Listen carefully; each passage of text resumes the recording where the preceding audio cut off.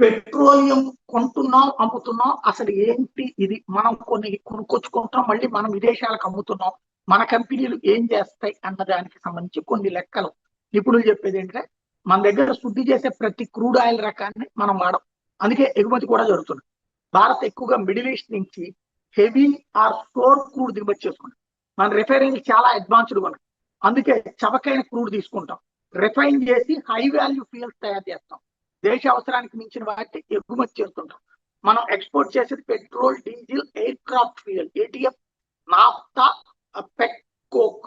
ఇవి మనం crude oil export చేయం, మనం ఎక్స్పోర్ట్ చేసేది రిఫైన్డ్ ప్రొడక్ట్స్ మాత్రం. మన దేశం గత 12-15 ఏళ్ళలో ప్రపంచంలో అతిపెద్ద రిఫైన్ చేసే దేశాలు ఒకటి. ఇక్కడ శుద్ధి చేసే ప్రతి లీటర్ని ఇక్కడ వాడాల్సిన పని లేదు, ప్రతి ముడి చమురు కూడా మంది కాదు. వాస్తవానికి రిఫైనింగ్ తర్వాత ఇంబ్యాలెన్స్ వస్తుంది, ఒక క్రూడ్ నుంచి డీజిల్ ఎక్కువగా వస్తుంది, ఎల్పిజి ఆర్ పెట్రోల్ తక్కువ రావచ్చు, కానీ దేశంలో డిమాండ్ అయితే ఎల్పిజికి ఎక్కువ ఉంటుంది, కొన్ని సందర్భాల్లో పెట్రోల్కి ఎక్కువ ఉంటుంది, డీజిల్ సర్ప్లస్ ఉంటుంది. కాబట్టి ఎల్పిజి డెఫిసిట్, కాబట్టి దిగుమతి చేసుకుంటూ ఉంటాం. అలాగే మనం క్రూడ్ దిగుమతి చేస్తాం, దాన్ని రిఫైన్ చేసి ఎక్కువ విలువ ఉన్న ఉత్పత్తులను ఎగుమతి చేస్తాం, అంటే తక్కువ ధర కొనడం, ఎక్కువ ధరకి అమ్మడం, దీన్నే రిఫైనింగ్ ఆర్బిట్రేజ్ అంటారు.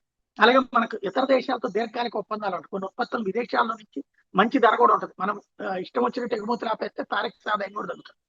కాబట్టి ఎగుమతులు దిగుమతులు రెండు కూడా నడుస్తుంటాయి.